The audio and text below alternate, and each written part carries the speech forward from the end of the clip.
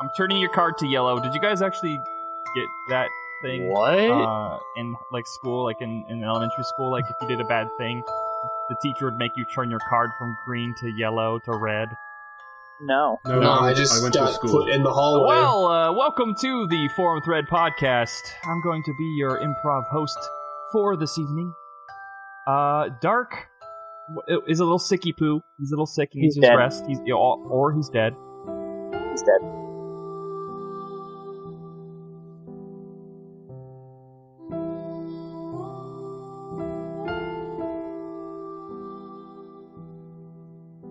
We have Chaos Mana. Hello.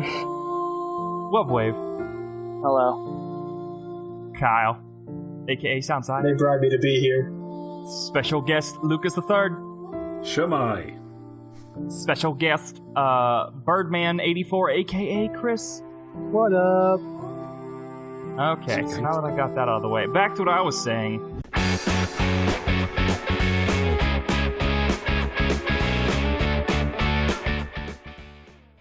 When I was in elementary school, like, I want to say from 1st to 6th grade, there were these cards. Now, if you got a green card for the whole entire week, you got, like, to pick a thing out of the treasure box, whether it be candy or a cool, like, Spider-Man eraser or, you know, what have you.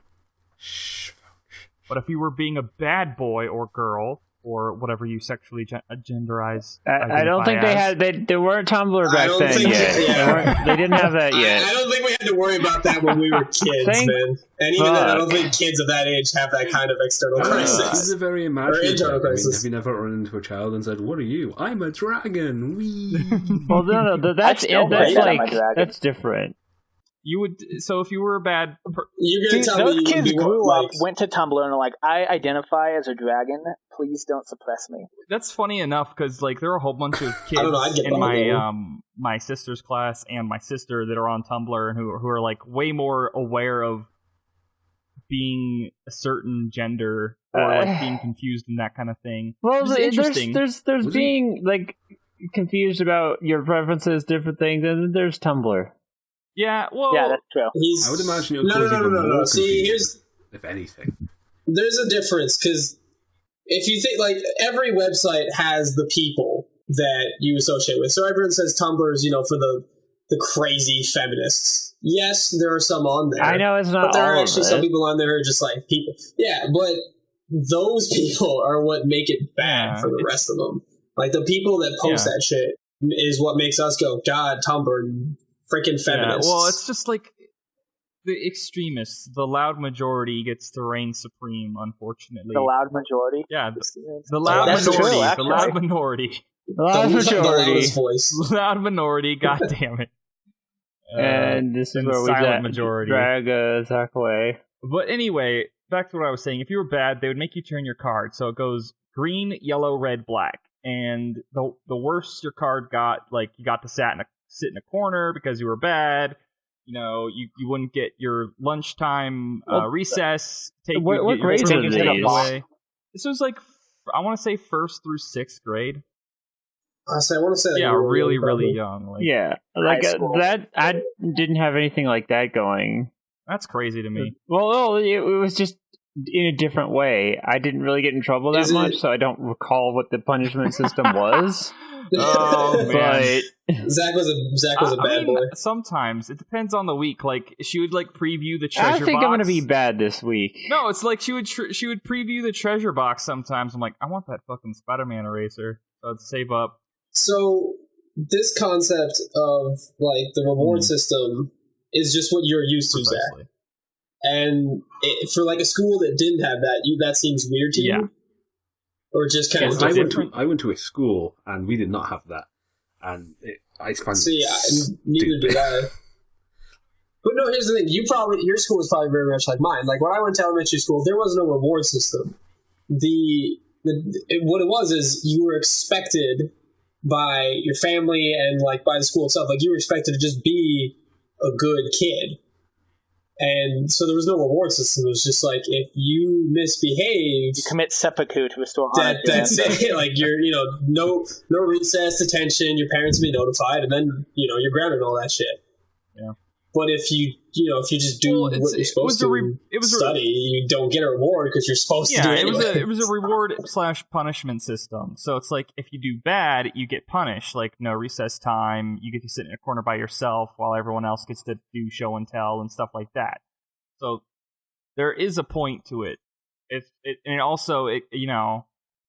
shows like if you don't do something, it's like a physical representation of society in itself, because if you break a law, then you go to jail. So it's like if you pull Tammy's hair, you get time out and can't play recess. It's like similar. You were just creating younger criminals, because if they break the rules and get away with it, they're going to get high off that, sir. What? Freaking high. What are you on about? Like if you're right. If they steal a toy and they don't get punished, they're like, ooh, so this is what this feels like. Ooh, that's this feels the good. whole point of the fucking system. If you stole a toy and the teacher found out, but she didn't find out, well, then that's just like the rest of society: corporate fraud, theft, murder. If people don't find out, there's no punishment. Yeah, it's not illegal to get exactly. And you're teaching kids that's acceptable. No, you're not teaching kids that. That's a social inevitability. What the fuck are you on about, Luke? You're not making any goddamn. Are you trying to lead the society into disaster? God damn it! No, I think he's trying to murder someone. Are you trying to corrupt our children and make them into communists? Zach, stop it. God damn it! Whatever. I'm trying to lead society in the post-apocalyptic period in the good way, but nobody's gonna follow you. Karma. I'm actually. You are going to be one of the first ones dead. I'm actually doing Let's pretty be good. real. In Fallout 4. So here's a question. You all have been playing Fallout 4. I have not, and I'm very jealous. But there's one thing I want to know. Can you become an Immortan Joe type character with your fortress? What is Immortan Joe?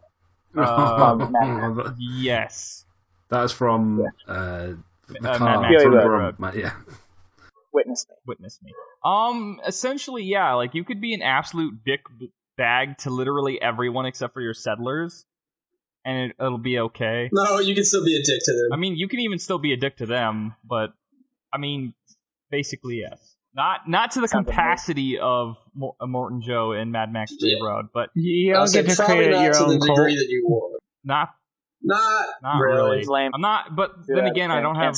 You just certain skills. You just make like a collective of followers. You don't actually. They're not like cultists. Well, I mean, like, what if you like raised your thing like that? That'd be hilarious. You can screw them over. Like what I did was I wanted to make a wall around my house, but I didn't have enough wood.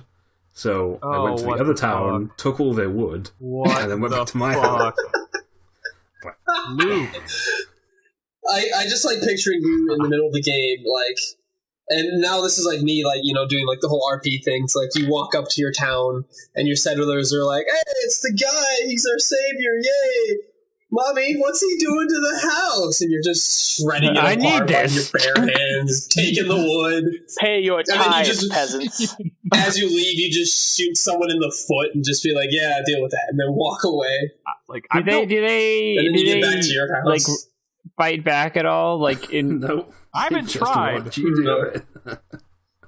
Well, I mean, like I asked because like in Skyrim and I heard in like Fallout, like they stab your ass over a fork. You pick up and steal. Yeah, they do that. Yeah, they'll do that if you steal, but you own everything in the settlement, so him breaking down the house is his right as the leader. That's I think we just described feudalism.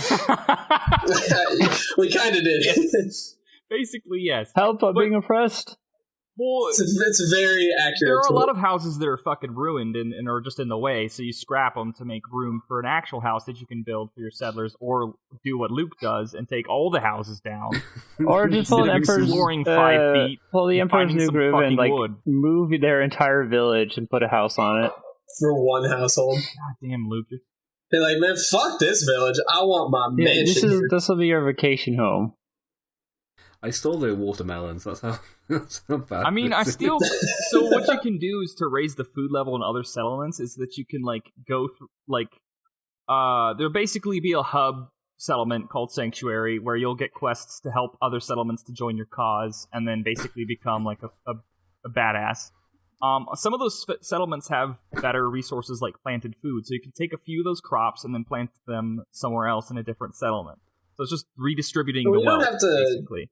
You don't have to take the whole crop. You can just harvest the from fruit. it. You keep the crop there. So yeah. Okay. I'm sorry. I thought you were saying like you took the whole plant out of the ground. Like fuck you. This is my roots and everything, and you take it to the other town. Taxes, plebeian. No. God.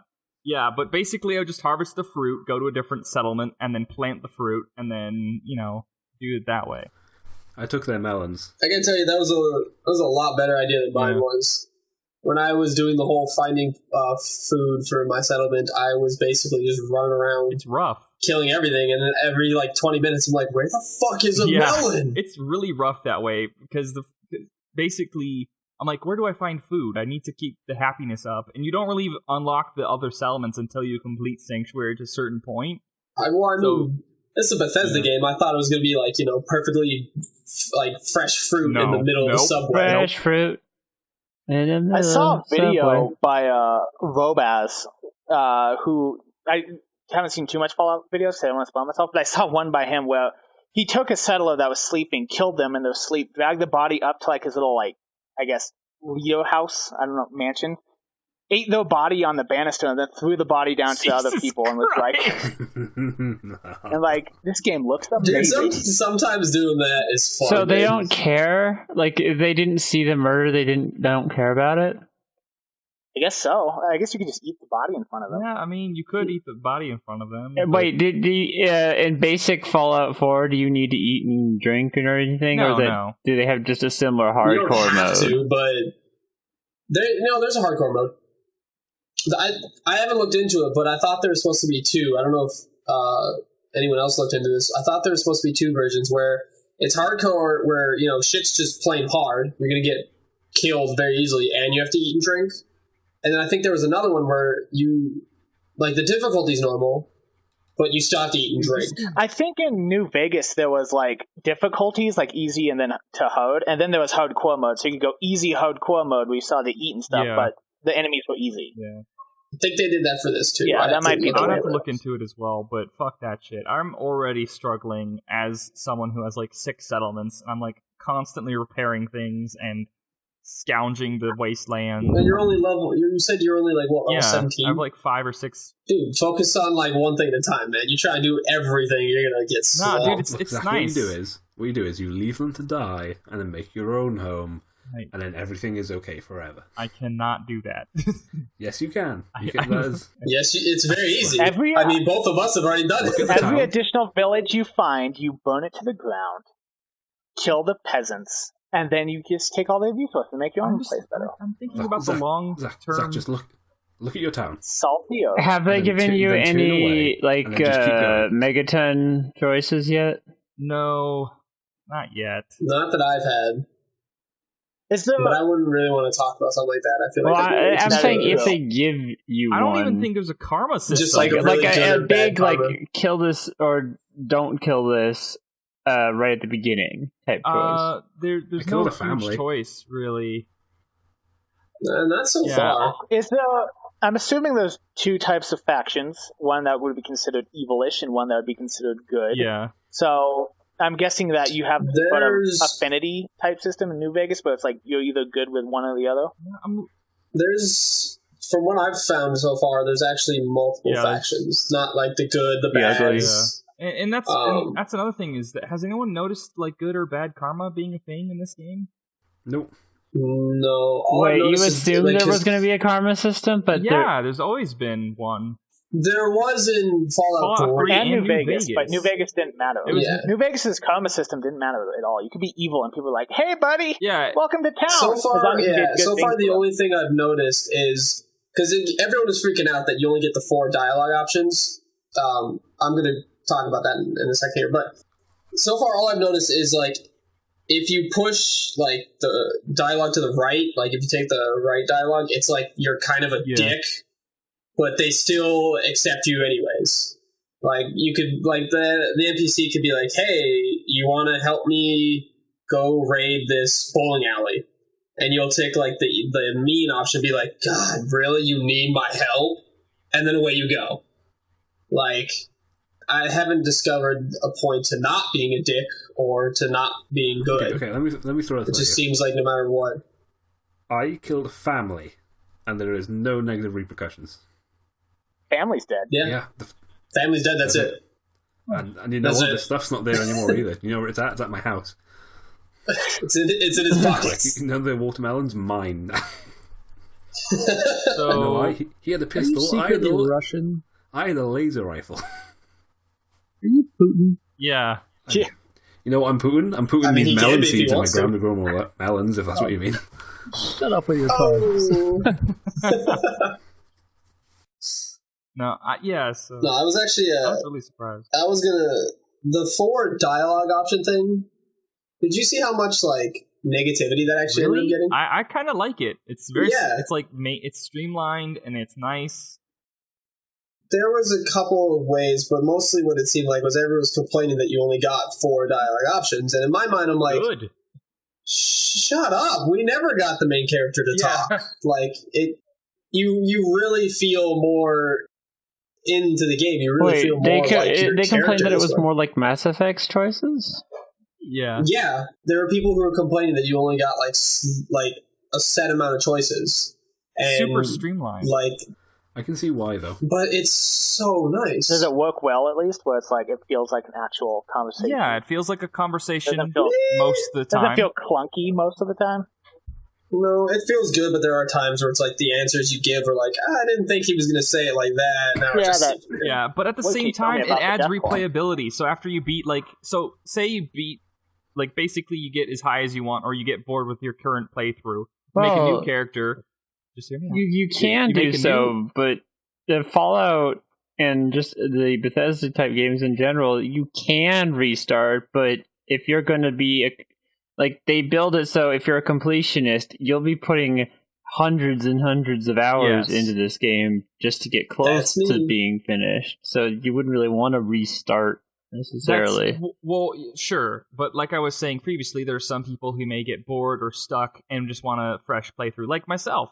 Or if they want to RP and make a character specifically for I want to make a smooth talking gunslinger, you can do that. You can put your points where you want them and specifically only use those skills or those perks. You can, eventually if you want to be the completionist, you'll be a jack of all trades character, but if you wanted to walk around in power armor, exactly. If you want to, you can be the heavy armored melee character, or you basically restarting in that way and not having to fucking sift through all the fucking conversation options like you had to in Fallout 3 and New Vegas. You just hit A or you hit B or whatever. It's great. You can understand why people miss that, though. I don't give a fuck why they miss it. Oh, okay. Fallout 4 is a great game. 9.5 out of 10. Go fuck yourself if you have any complaints. But to be fair, the only reason it's not a 10 is a lot of the dialogue doesn't seem to be syncing up with the lips, the lip sync. Does anyone else notice that? Oh, boo. Yeah, but that's a tiny nitpicky, thing. Whatever. I'm not even looking right now anyway. I'm just listening. I read faster than they can talk, and it was very cool having the main character have dialogue at first. I was like, it's very unique, very interesting. But I got very tired quickly of having to wait for conversations. Yeah. I'm impatient as shit. So I ended up I read it quickly in 2 seconds. All right, I know exactly what you're going to say. Streamlined conversation tool they built into the game is actually useful to you, so you don't have to read as much and you don't have to fucking forget things because everything's so goddamn convoluted, like in Fallout 3. Yes, because I can read super fast. Well, my point is all the conversations may not. Some of them may be samey or may not have all the flourish unless it's a side quest or a main quest character. But the point is, eventually, if you're just trying to rush around and get resources, or if you're trying to get shit done, you don't want to fucking listen to the NPC gab on about fucking, how his son's missing. You can also just pull a gun on him in the middle of the conversation and be like, stop talking. Does that work? You can shoot them in the middle of the conversation, can't you? I haven't done it yet. Can you shoot them while they're talking? That would make me so happy. If you're in the middle of an actual engaging conversation with one of the NPCs, you're making a dialogue choice as your character, you can't pull out. Oh, there's no renegade trigger. I thought they said no, because it does like slight cutscene-ish where it's like the camera focuses on them, it zooms in on their face a little bit. But if it's one of those times where like he's getting ready to lock you in on that conversation, or he's just talking in general, yeah, go ahead, pull out your gun, just dome him in the face. No one's gonna think less. I mean, some of the NPCs might think less of you, but who's gonna argue? You're the one with the gun. Yeah, exactly. Fallout. Dude, it's great so far. The main quest line's really good. I'm just swamped with side quests, and the Brotherhood of Steel is super fucking badass. Spoiled it. Brotherhood of Steel is in Fallout. Spoiled. Yeah, I mean, he's not wrong though. Now here's a question: which Brotherhood of Steel is it? Is it the ones that are like the quote unquote outcasts, or is it the ones that are like from Fallout 3 where they're a little nicer? They're a little nicer so far. It's the actual Capital Wasteland. Yeah. Capital Wasteland Brotherhood? I don't know. They seem super like aggro and wanting to kill everything except for humans, which I mean is sort of normal for the Brotherhood of Steel now that I think about it. Yeah. Hoping better than the West Coast Brotherhood of Steel who's like, fuck all y'all. Yeah. These are all guys. Yeah. Fucking New Vegas's chapter of the Brotherhood of Steel was super just like, leave us the fuck alone. We're shooting you to like, we're gonna take over New Vegas and keep all the technology for ourselves.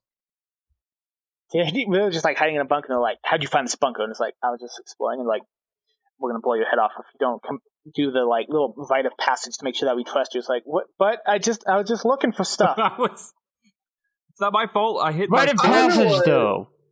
I wonder what do you think? Do you think this would, let's say Fallout actually, like, we're not talking the actual game now, let's say real life, like, nukes start flying.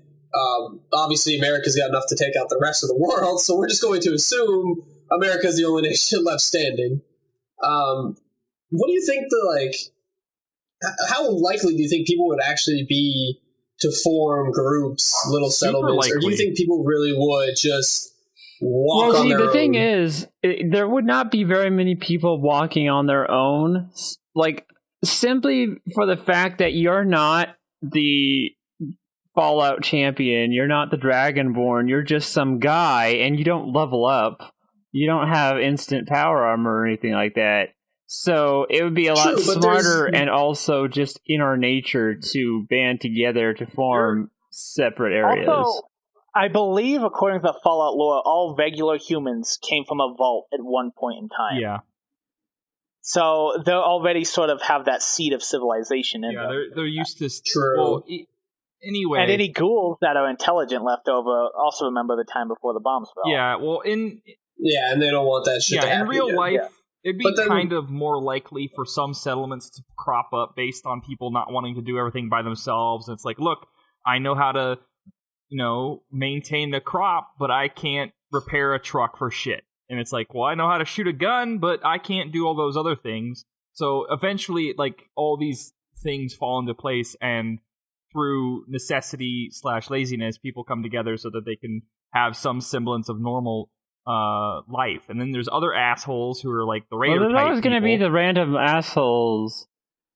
That's what I'm thinking. I think there's going to be more raiders. There will be a lot of raiders, but at the same time, there will be. It would very quickly turn into a similar situation to what they kind of portray in the what's it called, Mad Max, where there's like a bunch of different clans with different bosses, and then they interact with each other, sometimes violently. I would agree. I think it would turn into like Viking style, where it's like there'd be raiding parties. That's what I mean. There would be some people conducting raiding parties, some people just trying to band together for a normal civilization.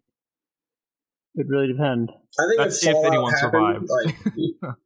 Yeah, this is if we survive. Well, I don't know. There's a lot of ways to prevent nuclear fallout now. I mean, at least with the states, like the United States has not just like anti-aircraft missile systems, but I mean, didn't you guys just put a satellite in the space that can shoot a laser down or something that heats up missiles? We can shoot. The hell is that called again? We can shoot lasers from space to disarm missiles. Yeah, I thought that was the Star Wars thing that Reagan said we could do and we could never do, and the Russians were like, "Holy shit, they can do that!" Well, now we can.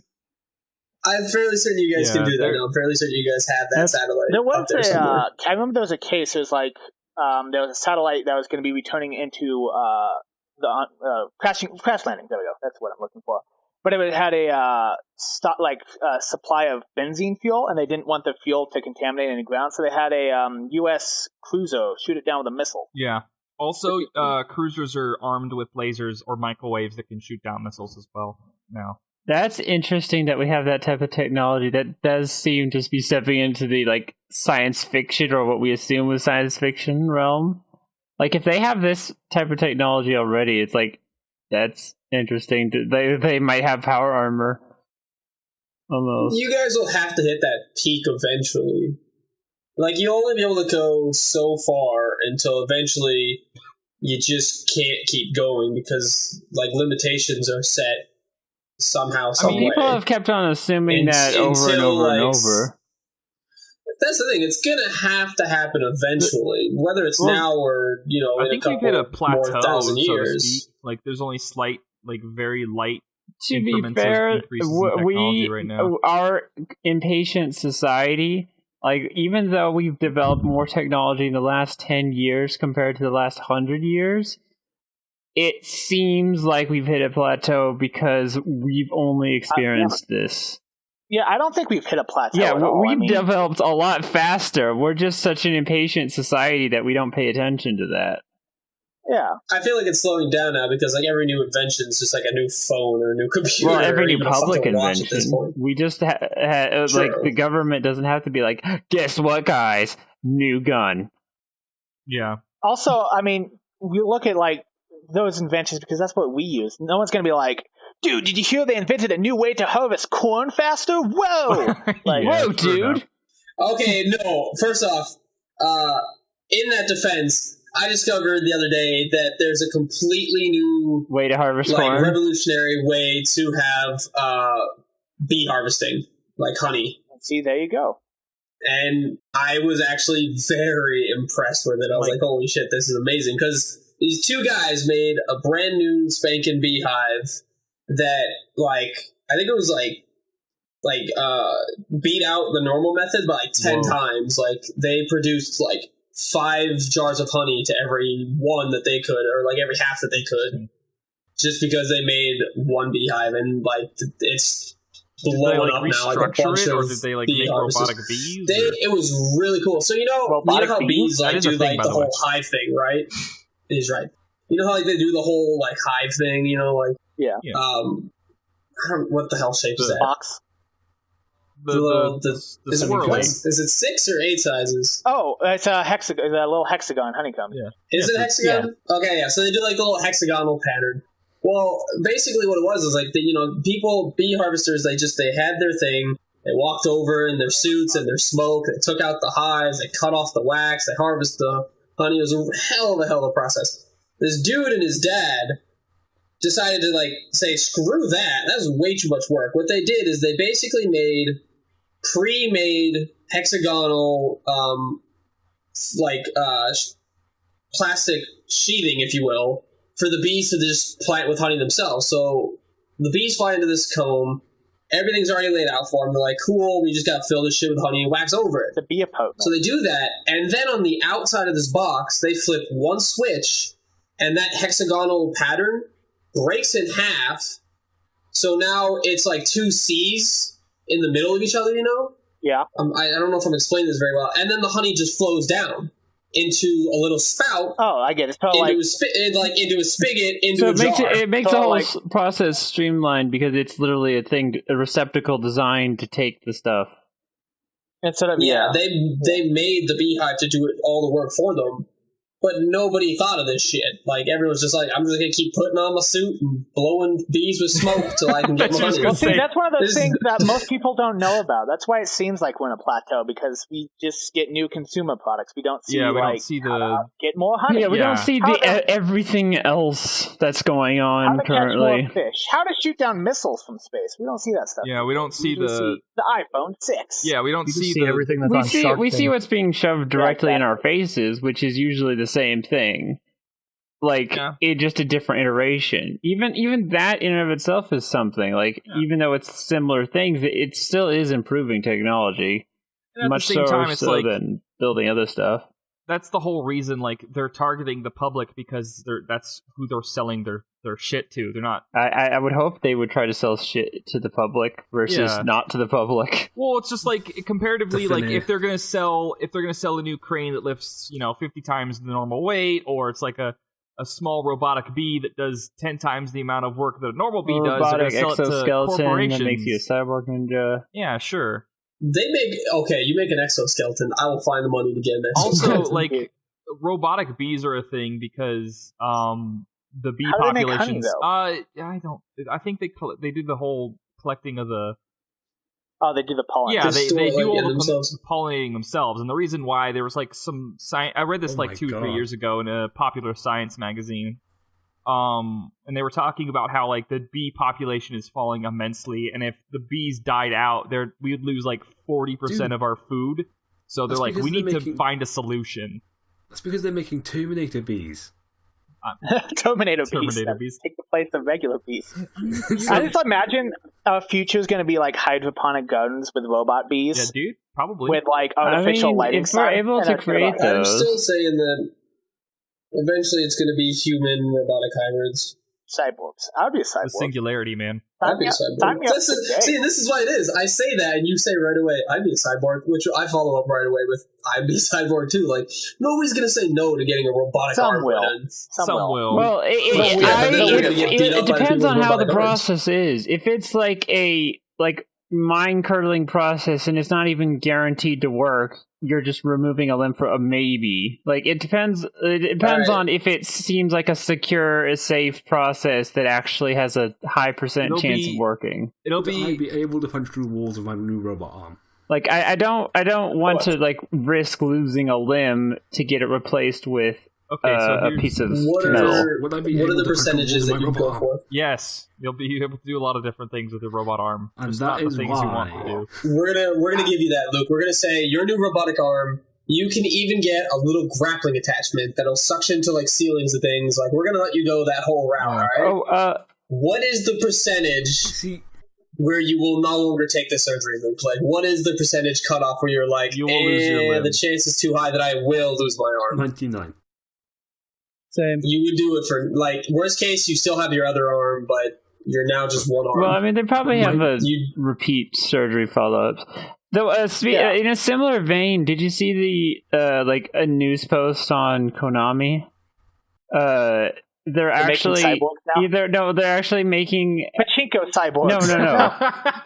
No. They're making a big boss cybernetic arm for a real amputee. Yeah, that is the coolest thing I've ever heard. Konami got a little bit of they're putting like research things into that. I can link the full document in the podcast, but they just had robotic limbs for a few years now. They had an announcement for that in like the newsfeed. Yeah, sure, it's been in development for a while, but specifically styling it like that is the whole point. Yeah, they're going out. Great would it be if Konami was like, we're no longer making Metal Gear games. We're going to instead switching our focus to making Metal Gear. And they're like, wait, what? Wait a minute, what now? Don't worry about it. You know they do that. Like. That's why they went to pachinko machines. They got to fund their dreams of being Metal Gear. They have to... No, so, Luke, you said 99% chance. You're saying if there's a 1% chance you get a robotic arm, you take it. Yeah, but I've just realised the biggest flaw in all this. There is no way in hell that they would give a robot arm to a member of the public. They have no idea. Well, it depends on what type of robotic arm. Well, if it's just one that replicates basic human strength, like, it's literally a replacement for a limb, I don't see that being too... far. It depends on how the technology goes. Or you sign a waiver and then remove my robot arm and be like, how did I do it? I am only a man with one arm. Or they have you sign a waiver where if you use your robot arm for harm, they have the right to remotely turn it off. Robot arm for harm. Have any of you played take your other arm? Wait, Zach, are you trying to say they have the right to disarm you? Yes! That was good, Luke. 10 out of 10 would listen to again. Yep. I like him sneaking that one in. That was good. But yeah, I would absolutely become a cyborg. Even if you aren't able to get it the first try, you can always wait for the future. It'll come eventually. Would my robot modern medicine cannot rebuild you, but future medicine can. Yeah. Modern medicine. I think I would like. So I'm playing a game called Shadowrun, and I don't know if anyone else has ever played the Shadowrun games, but it gives you the option to cut off any limb and put on. Can a you cut off limb, everything and become a robot? No. See, it only lets you do like implants, if you will. So I cut off my arms. Now I have robotic arms. I can get a cybernetic implant to have robotic eyes, or like a neural adapter in my brain, and all this random stuff. But once it's in there, that's it. I don't get my limbs back. It makes sense. So I would go to that degree. I would get a robotic arm, robotic legs, but I'd pretty much like to let my torso and my head be left alone. But think of all those fragile organs within your torso that you could replace. Well, in theory, you could get like the other body armor. Well, I mean, it depends on how the technology gets developed. Because one thing that they are like, if it was more, it ends up being more like the Halo power armor. Did anyone see the like more recent game theory about that? Yeah. How it's technically not, you don't have the strength to move it. It's guessing where you're going to be moving based on your mind. But at the same time, if that connection is severed, then you're instantly. Yeah, then you're just a tin can rolling around. Yeah, that's only if you're a normal human, though. Well, I would assume you'd be a normal human. Not at least, even no, but not even. Armor. They weren't even normal humans. They were like superhumans. Well, China's got exoskeletons for like factory workers and shit, like dock workers and shit right now. That's awesome. Yeah, it's not like to power armor, but like it's a backpack. They hook it's like on, the lifter, and I think it goes onto their like legs, like their thighs too, and then it just goes over their shoulders, down the backside of their arms, like Advanced Warfare, and then like around the hand. You can get like so it allows them to lift like steel beams instead of having to go get the forklifts. It's like the legs that Huey has in Metal Gear Solid. Yeah, that'd be cool. Yeah. It's like a walking wheelchair. Walk chair. Yeah. Walking wheelchair. Next best thing, I guess. Well, I mean, that's kind of what he has. Like, he doesn't have the ability to walk himself, but he has robotic legs attached to his femurs that basically do that for him. Now, here's a better question. You could get an powered exoskeleton like Huey's that goes on your whole body, but you do have to implant it into your bones. Do you do it? No. You stay the hell away from my bones. But you'd rather remove your bones? Yeah, because you can remove from a socket joint, and I'll be fine. But if you're going to go into my bone, like, I don't know if you guys have ever had to have, like, bone marrow taken out of you. No, I have not. Yeah, it's not fun. Yeah, that hurts a lot. You stay out of my bones. You can remove bones from each other, no problem. That's just cartilage and shit in between there. That don't hurt. Going into a bone? Yeah, and isn't hurts. Huey paralyzed from the waist down so he doesn't feel the pain? Well, I don't know. It's not exactly explained if he's paralyzed or not. Because he's paralyzed from the waist down if he still felt when they did things in that area, like torture and different things. Like, he still had feelings. Yeah, the way they did that to his area. Yeah. His lower torso. His crotch. Not what you think. They're just trying to bend his leg backwards, okay? Completely changes, though, if you put it in this context, the things she did to his lower area. Which reminds me, would my robot eyes be able to record in HD? Because that opens up a whole new possibility for amateur porn. I mean, they're your eyes, man. They can do whatever you want them to do. So now, here's a question. Would you, like, I wrote a term paper on, like, cybernetics and stuff like that. Would you be willing to replace your blood with artificial blood that's able to carry oxygen more efficiently? Probably. Yes. So if you can get rid of your red blood cells and all that, would you be willing to replace your bones with artificial bones? It just sounds very painful. I still want to say no, because it just sounds so painful. It really depends on how good that is. If, like, they said that right now, I wouldn't. But what if replace your bones with like? Like, okay, this is being like 100%. If it was 100% guaranteed that everything would turn out okay, There's no such thing as 100%. Well, of course, it's never going to be 100%, but at the same time, I wouldn't want to be messing with prototypes. That's why I say, like, we have, like, there's a 30% chance you're not getting your arms back kind of deal. Like, because there's no point in saying 100% chance. You'll eventually get them back. Like, if you don't get it with the first iteration, you wait for the second generation, and then you can get the... Well, let's say if you don't get it the first time, your tissue or whatever gets messed up. Or you could do, like, there's your one Ghost shot. in the Shell kind of thing, and just, like, have a inorganic computer mind, but have your... it's like the one anime it's really cool. It's basically the same premise of, like, you have cyborg limbs, and some people even have, like, a completely robotic body, but a human mind. And some of them are just, like, they go halfway with, like, robotic legs and arms, and the rest of them is organic, except for their mind, which is like a supercomputer that they've installed their consciousness onto. Just kind of interesting. So they copy the consciousness. Now is there two of them? No, it's like it downloads your consciousness into. It doesn't copy it. It downloads it. Then what happens to the brain? I don't know. We don't need to get Soma on this. Me and Cat's been playing Soma, so that's what brings up the question: is like, what happens to the brain? What happens to the other? That's the whole like philosophical thing about Ghost in the Shell. That's why I've been trying to recommend it to you for a while now. It's very interesting. What game are you guys playing right now? The game that's up here? Yeah, who's playing this is Invictus. It's this interesting MMO that my cousin showed me one day. Yeah, this is me. Oh, okay. Sorry, I wanted to ask that quickly. I've just been watching while we talk. Yeah. But yeah, I haven't played Undertale, so I'm a little nervous of saying, like, Soma should be indie game of the year. I don't... Undertale, overall, like, how far I've gotten into it, it's a really great game, very hilarious. Did you see the post that I put about one of the enemies? The Cinder Plane? Yeah, the Cinder Plane, and here's how you defeat it. You approach it and get close, but not close enough, so that it's embarrassed, and then you can win. What? If you try to directly flirt with it, it denies being attracted to you. But if you examine it, then like the comment says it might like you, and it's like no, I don't. Cinder. What game is that? The game where you're killing the massively large bosses? Or is you can. You can choose to fight every enemy. You can choose to say, I won't fight every enemy. And sometimes that very much hurts you, because if you don't fight, you don't level up, and you don't really get some of the defense with that, or health with that.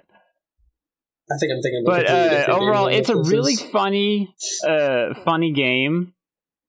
I don't think it's like revolutionary best game, but then again, it's still a great game. Like all the jokes, all the inside jokes.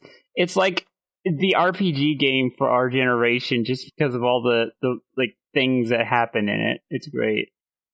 I think Binding of Isaac is the game of the year. Indie game of the year? Indie game of the year. Every year. I don't know, man. I mean, I don't know if I might agree to that one, but I feel like that's only because it had its fan base from the last few years. Rebirth is really good. And Afterbirth... It doesn't make you think like Soma does. Sure. No, it doesn't. If you pair the game with the game theory, it kind of can. Well, that's because your mom wants to kill you. Well, no, it was like more than that. Like more things that he put in there. We should have like a voting system towards the end of the year, like the best games of the year by category. Yeah, we could do that. Yeah, it's a lot of work. I feel with that. I've really enjoyed it. Best campaign, Halo 5? Best story. Yeah. Are you being sarcastic, Best Chris? stories. No, Zach. I'm being totally literal. The part where when nothing lived up to expectation. That was I love the part in Halo 5 where the were you disappointed with the Halo 5 story? What I expected them to do. Yeah. I love the part in Halo 5 where my teammates would pick me up when I was dying on the floor. Yeah, that's the best. Oh, I'm so good about that. They're great. They don't walk straight into enemy fire and then get gunned down. They don't. They go around where. Well, isn't that like kind of like a lot of other any multiplayer game? I'll say companion AI has never been exactly intelligent. It's never been intelligent. They've had a couple of good companions. Like I heard, like the Elizabeth from Infinite was really good. I mean, she just threw you stuff, though. Yeah. Well, I know. I'm saying, like, there's been companions which made people happy, and there's companions which made people want to stab them. Like, you know what companions were really good? Your squad in, like, Ghost Recon Advanced Warfare. That was some good AI that you controlled yourself. And then Halo 5 is just like... So the soldiers that accompany you just get themselves killed immediately? They don't do anything you tell them to do. They're just meat shields. Oh, you can command them? They're not just like passive, but they don't actually get commanded? I will tell Buck. No. Like, I'm in a fire team situation. Being pinned by enemy fire. I see a turret. I'm like, Buck, get on that turret. And then he contemplates life as he stares at the sun, watching me die slowly as I'm being dragged away by Prometheus. Playing Soma and the Talos Principle, and he's like, where am I? Life is a game. Best companion AIs ever. Republic Commando. Oh, yes, I agree. Republic Commando was so good. See, he heard me. Republic Commando had the best AI. That was actually the only game I've ever played. Yeah, it was. Where when you told someone to do something, blow up this wall. He blew up the wall. Get on the turret. He did it. Right. Man, I want another Republic Commando game. Chaos. I was just looking. You know that big patch for Metal Gear Solid 5 that apparently reunites you with Quiet? It does do that. It does do that. How does that work, though? You have to replay Mission 11 a couple times until it comes up with a little thing that says reunion instead of replay. So what happens with me, since I kind of cheated a bit? You are Quiet? You get nothing. No, I have Quiet, though. What I did is I put on a mod that returned Quiet to my squad, and then I took the mod off, and I don't know if this actually does anything, but I put, like, the butterfly over my emblem, which prevents her from leaving, in theory. I don't know if there's, like, another cutscene or something, like, is that something that I've now glitched out of my experience, or if I take the butterfly emblem off, she'll leave, and then I'll be able to activate it. I'm curious what happens if I try to if I play that mission a couple times, trigger it, and it'd be hilarious if I just got two Quiets on my team.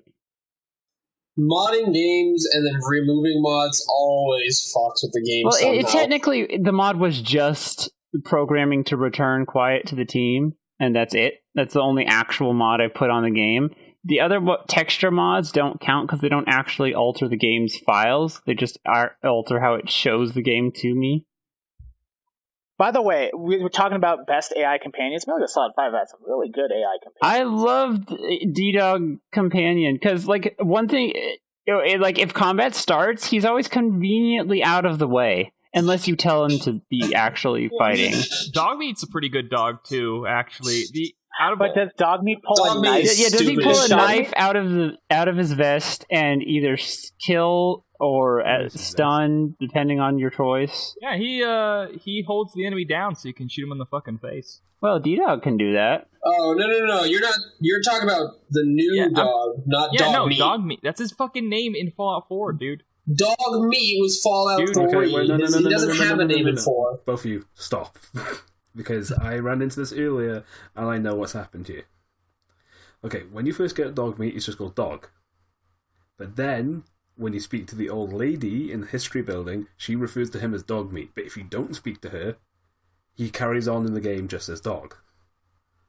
Yeah.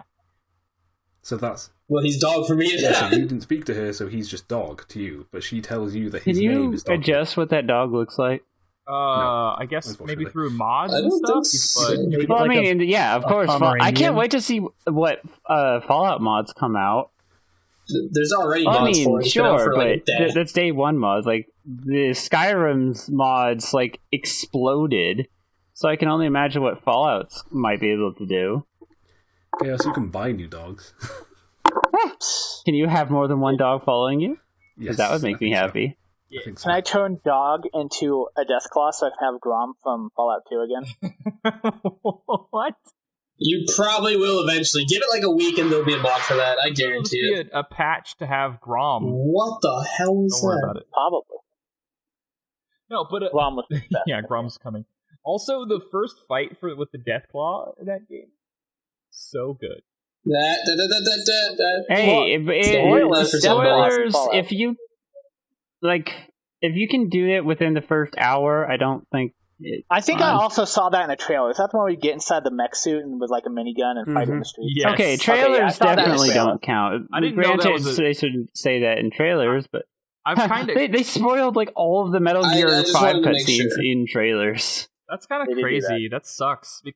Well, they do that so that you can see the game, and they're like, "Hey, look how crazy awesome the game is!" Come buy it. I watch as much as I couldn't for Fallout 4, and it's lived up to my expectations. And I'm just literally haven't seen a single thing until I got it yesterday, and I did that for a specific purpose. Because if you let these things influence you, then you're going to have a bad time. I agree. Oh yeah, I mean, I avoided like completely every Metal Gear trailer, and I'm probably going to do so with a lot of other featured things. Like I haven't seen any of the Star Wars trailers. Me neither. You're talking about for Battlefront or the new the movie that's coming out. Yeah. I'm going to be approaching the movie like a completely blind slate, except for like I know there's going to be a guy with the sword with little bits on the end. That sword. I just know that exists because of the photos about it, but that's the extent. There are lightsabers. Hashtag spoiled. He's kept himself that much out of the loop. He doesn't even remember what the swords are called. Lightsaber. Now you're going to tell me the Schwartz is in it. The Schwartz. They're going to be using the Schwartz, and there's going to be yogurt, and Bill Pullman's going to be there, and John Candy resurrects from the dead. Gosh. And everything. You tell me you wouldn't pay to go see that? I would pay $1,000 to go see that movie. I'd buy that for $1. Well, one of my favourite things so far from Fallout is the fact that you can rename weapons. I have called my shotgun Boomstick. Oh, nice. You can just rename weapons just in general? Yeah. You guys are gonna hate me, but I rename my weapons to keep them organized. Yeah, so I have weapon A, weapon AA, and weapon A. Is that a bad thing? If you don't have a specific name. I gave it no specific name, so it's always at the top of my list until I find a new weapon. My weapons I like to That's use. Actually children are going to have horrible names. Yeah. Children Kyle 2.0, Kyle 2.1. Are you kidding me? They're not gonna... Child 1. Yeah. Wait, which one did I give birth to first? You. That's how it's going to be. You 2. You 3. I'm just going to point to them. Speaking of numbers and stuff, anyone play the new patch and leak?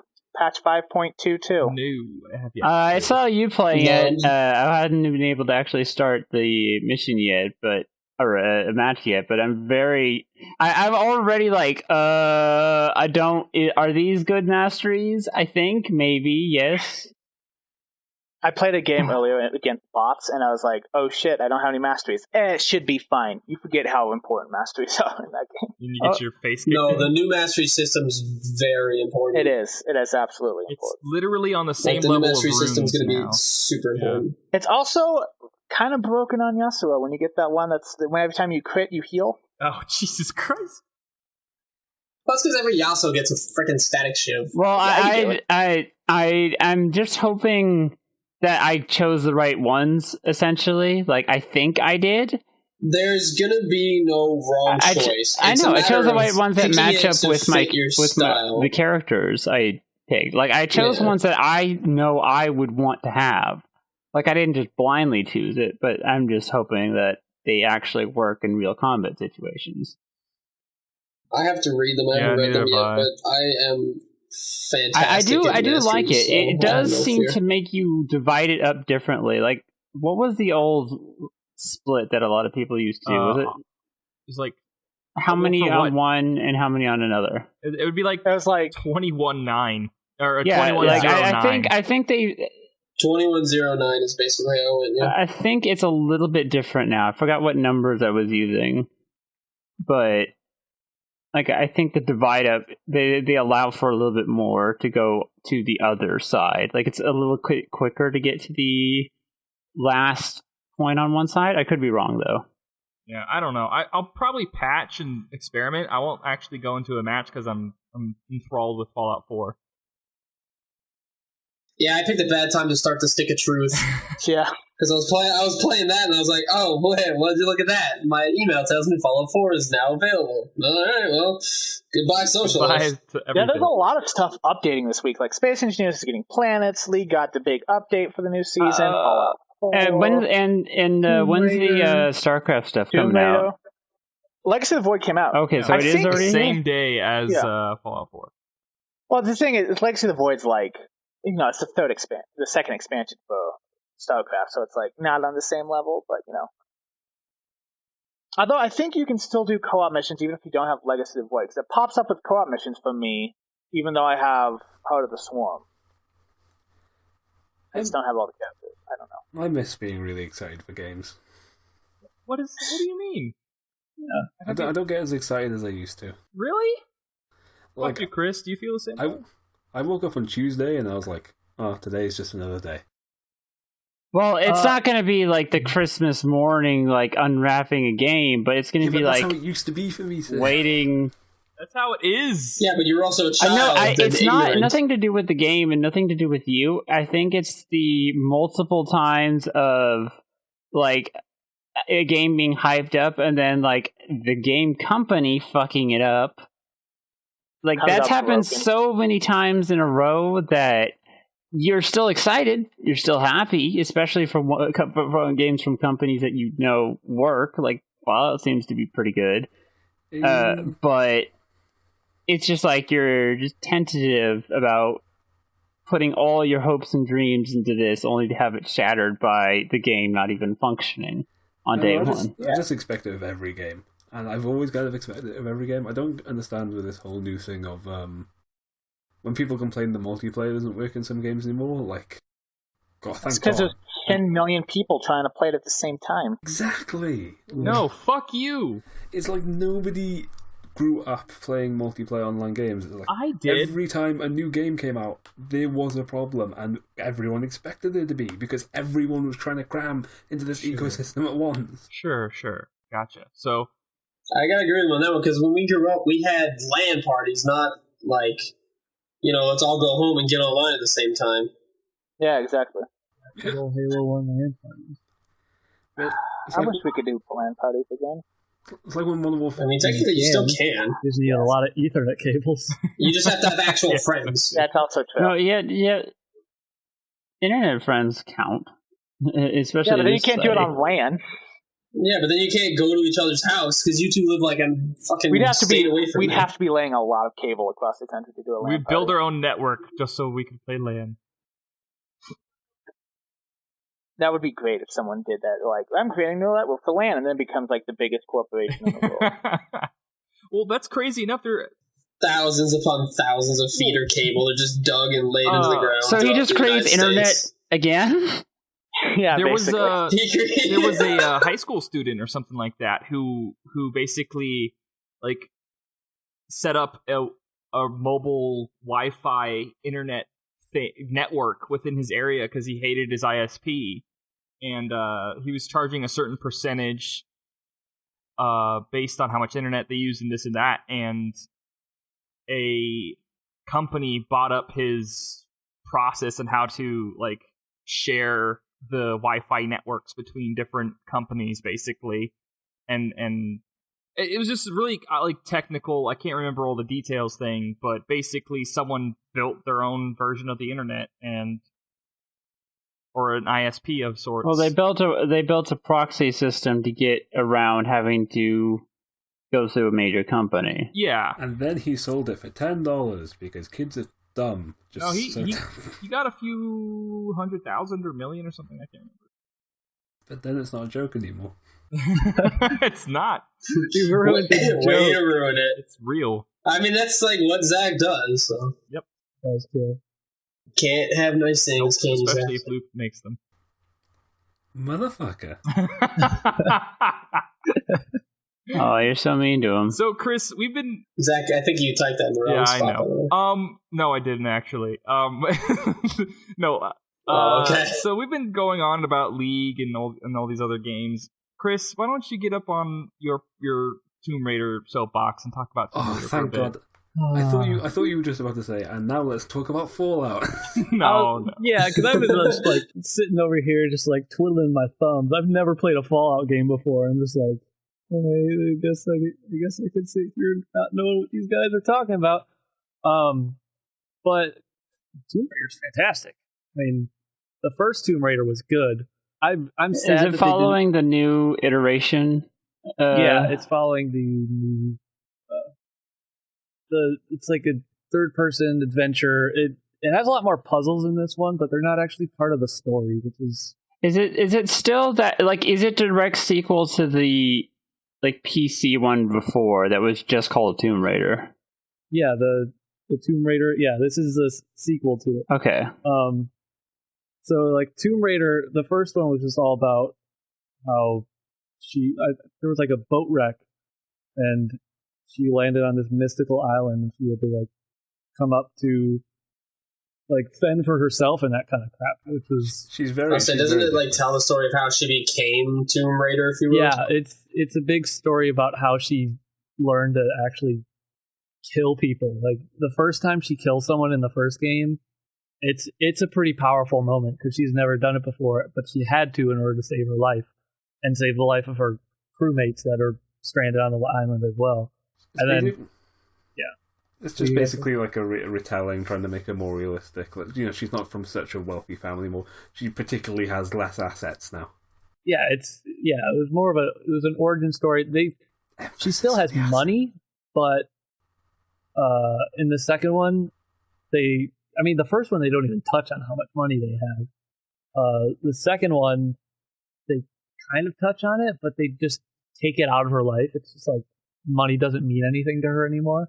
Really? The second one's just all about her, like after killing a couple people, going on life-altering adventures. Oh, sure. I'd say not too many people care I'm about just basing money it anymore. off of the I've only played more of like Underworld and the more recent ones of the old iteration, and that one she's not like money, but she's still very much with the fancier technology. Her partners are operating from her mansion, stuff like that. Yeah, that's true. She does shoot a T-Rex. What? This one, not so much. She's still crafting her own bows and her own ammunition and killing wildlife in order to create bigger satchels in order to carry more ammunition and all that kind of stuff. Oh, look at that majestic deer. I could build a bigger pouch. The first thing I did when I saw a bunny was, can I kill that? I need to kill that. I initially tried killing it by hitting it with a pickaxe, but apparently it's too short, so I had to shoot it with a bow.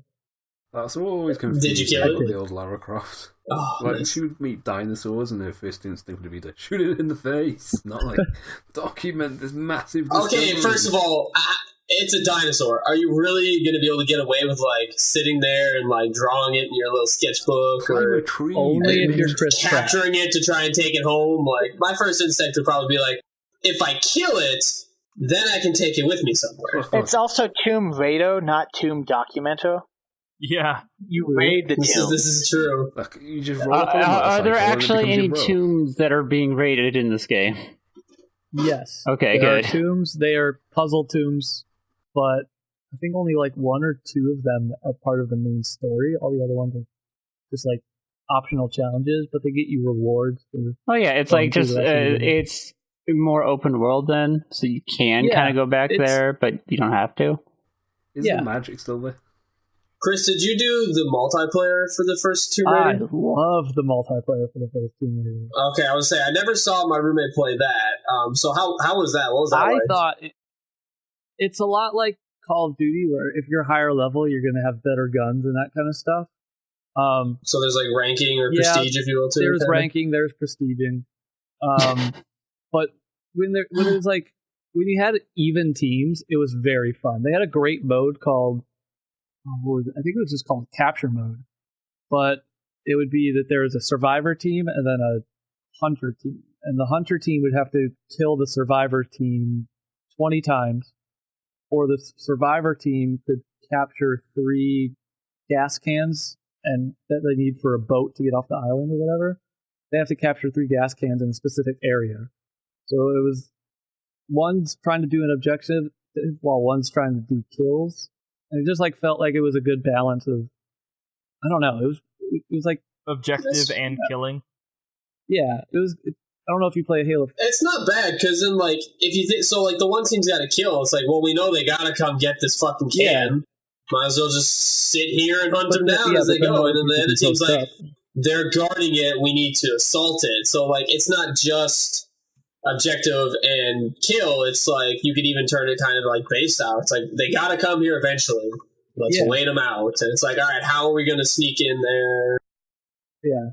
So, like, you can take the modes however you want. That's really there cool. There are a lot of games that don't do stealth, like, combat, multiplayer-wise very well. There are very few games. Assassin's Creed. Not even Tomb Raider did it. It was still just action-packed. If you're going to go into multiplayer, you're just running around gunning people down. It wasn't stealth at all. There's no, like, I'm going to sneak into the space and quietly take the gas can? No, not really. Okay, fair enough. I mean, when somebody took the gas can, the bad guys would know that you took the gas can. Like, it would show up on the screen, oh, gas can's gone. Some lady comes on the loudspeaker, alert, alert, you suck, go get it back. It's very difficult to do stealth in multiplayer games. I mean, it depends. Like, I've Spies vs. Smokes. I've never played it, but I heard that Last of Us was fantastic. Yeah, some games do have balance, but I mean, some others are just like, it's kind of hard to fit a balance around. I mean, people Assassin's Creed to some extent. Yeah, I wanted to try. Even then, like after a certain point, you'll know when someone's doing it because you'll see them running. I wanted to try the. Like, oh god, my target's like, all right, well, that's an assassin. Yeah, you know, I mean, I'm sure it got worse over the years with like guns and crossbows and shit like that. But I believe, you know, one of the best moments is watching Seaman play that game mode, and he would just get pistoled, and he just raged. He was like, alright, I guess this is what we're gonna fucking do now, and just shucks the control. Talking about like Assassin's Creed gameplay? Like, yeah, he was playing Assassin's Creed multiplayer, and he got shot with a pistol, and because he was just running around trying to backstab people, right? And so he freaked. Like shot with a pistol at a distance? Yes. Yeah. Yeah, like he was on one roof, and like the guy with the pistol's on the other, and like he's just walking around on the roof, like getting ready to jump on someone, and, like, you know, stab with the daggers that are in like his little wrist belt thing, and the other guy just sits there and lines up a shot and just click kills Jason and runs off the roof. Some of the most annoying moments I've ever had playing online is from Assassin's Creed multiplayer. That game. I agree. That game is so frustrating. Especially since like one of the modes where you had to hunt someone, but somebody was also hunting you, and you also had the triangle. That would show I people. That was like the only game mode was hunting each other. So bad. But then again, Assassin's Creed, one of those games where it's not really meant for its multiplayer. Like, that's actually one that has a better storytelling. I don't know what the story is. I don't play the game, but I'm sure someone out there knows. Assassin's Templar or something like that. Something about the sun being angry, threatening to burn up the earth or something. What? That was the plot of Assassin's Creed 3. Like, yeah, it was like the sun was angry and it was going to send solar fires, and it was just going to roast the earth. But then Minerva was like, and saved us. Someone made John Cena through the character creation of Fallout 4. Someone made Abraham Lincoln. His name is John Cena. Bob Ross. Oh my god, it's amazing. Adam Kovic is playing as Adam Kovic. Oh, are you playing on Europe, Chaos, for Vindictus? I'm on North America? Pretty much it's North America server. It's like North America East. No, I think this one is still the West server because I started in Texas. Gotcha. It's definitely not Europe, though. So there you go. Stenfo? What? Setinfo. Precisely. A name that he can't pronounce. I'm sorry that I butchered your name. You got to say big words. They're hard. Gotcha. I'll work on it. I'll go to sleep. Before I go to sleep, I'll practice in the mirror a few times.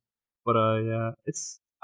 You're not sleeping tonight. You're gonna be playing Fallout. You bet your ass I'm gonna be playing Fallout. They ain't even trying tonight. You're just like, yeah, I'm just gonna sleep deprive myself. I'll stay up as late as I need to. I don't know. I'm thinking I'm gonna check out this Vindictus game that Chaos been playing. It looks pretty cool. It's free.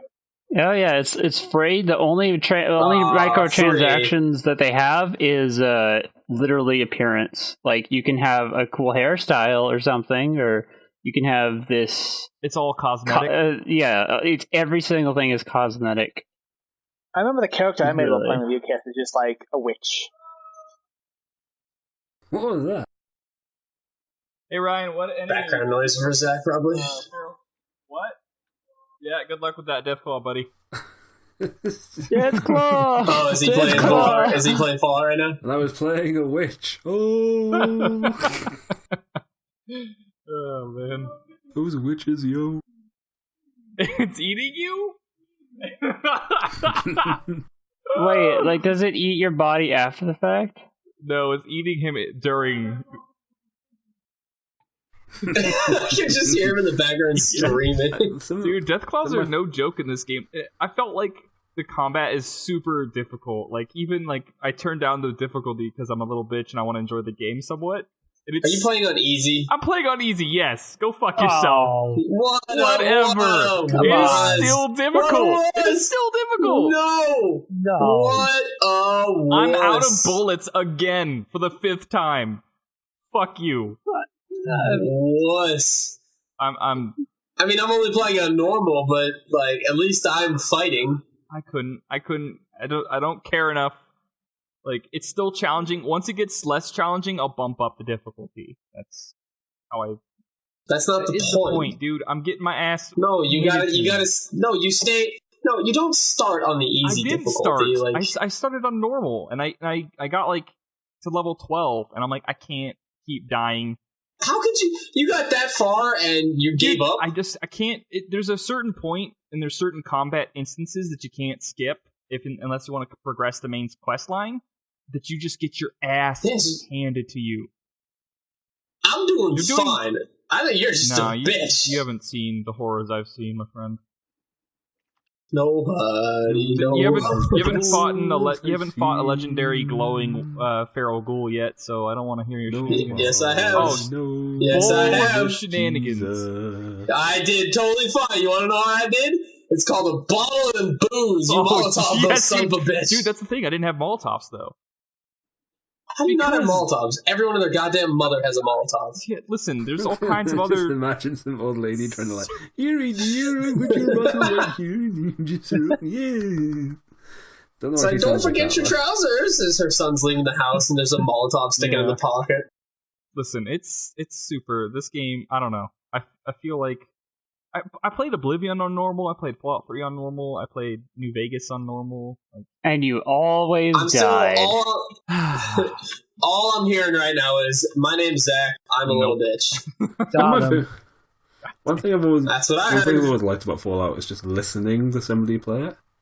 Like, you'll just hear them like, oh, I picked up some bottle caps or something. Then you'll hear something like, I hear tonight, where my mate shouted out over the mic, oh my god, I'm being murdered by dolphin killing machines. I was like, yeah. Wait, what? And it's like, super death dolphins are killing me. And I was like, what do you mean? He was like, oh god, oh god. Oh dear god, why? What are you talking about? He's trying to, he won't answer my questions because he's just screaming about like some weird monster that's trying to eat him. There's some like weird... These kind of games will do that too, though. It's like, as soon as you get to a position where you don't want to be there, instead of being logical, it's now just, I'm going to scream at the top of my lungs thinking this is going to solve something. Me. I'm all out of bullets and explosives. I'm pinned down by 8 super mutants. One of them has a rocket launcher. Dear God, why? Why? Like, you basically completely throw logic out the window and just fucking stop being stupid. And Fallout 3, I always play like the stealth character, so I would usually get a jump on the enemy beforehand, but there is that moment where it's like, alright, stealth is gone, I'm leaving. Yeah. I did find this magic ring in Morrowind that was like 70 something percent invisible. So it wasn't following the visibility rules where if I hit something, I'm instantly put out of invisibility. It was just really hard to see me. And that started my thing of I always had to have something similar to that so I could not get stabbed if I wanted to go this way. I did the sigil stone glitch where I would wait until I got a chameleon enchantment, and then I would take it. Oh my god, you're such a punk. And then I would duplicate the stone with the duplication glitch. And then I would enchant all my clothes or my armor to be so I would have 100% chameleon or invisibility, and it's the best. You're such a.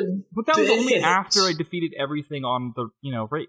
I only cheat. I only cheated after I cheated. No, I only cheat after I completed the game to the fullest extent, being guildmaster of every guild that you can, and then that's winning the game essentially.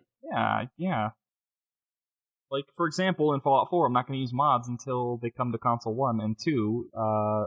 I beat the main quest and everything. Oh wait, did you get it on console? Yeah, I got it on console, but mods. You don't have a super PC.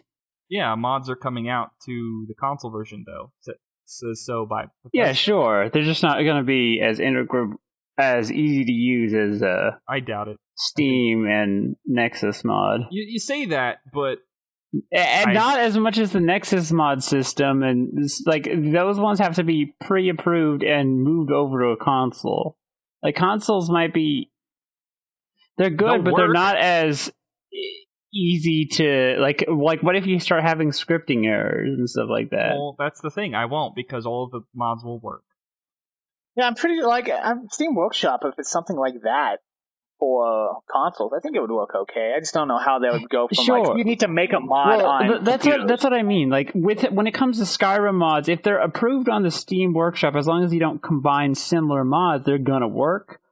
But that does close off a large subsection of mods that are completely user submitted, on the Nexus. That you can change this, add this, do all these other things. It's just not as many. It's still going to be a lot, just not as many. It's not a bad thing. I don't care. I know what you're saying. You're talking about a man who's playing the game on easy. He doesn't exactly need mods anyway. Shut the fuck up, Kyle. Oh, shut the fuck up, dude.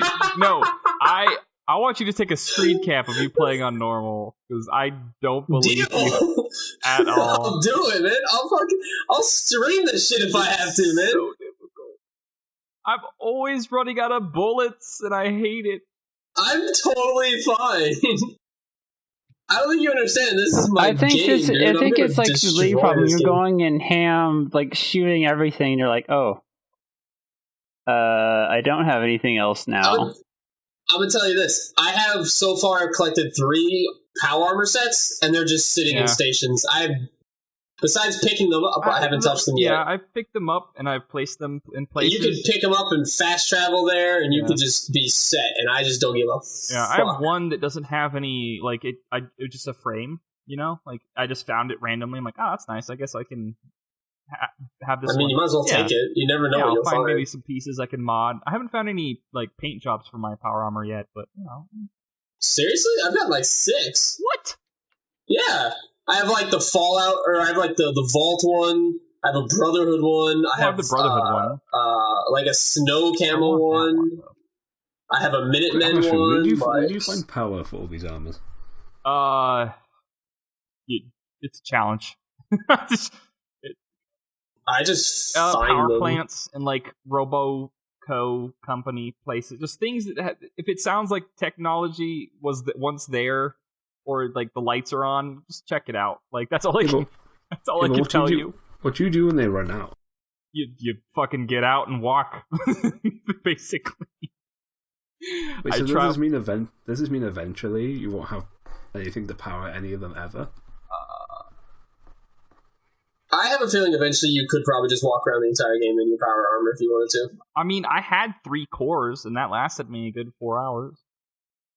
I think I have 6 right now. Oh no, I just gave a bunch away. Never mind. Are you stockpiling them, or you? Fuck yeah! When you see those, you stockpile. I was stockpiling them, and I'm saving them for Because that's the thing with power armor this time. In Fallout 3, if you just got lucky and killed the dude with power armor, you were set.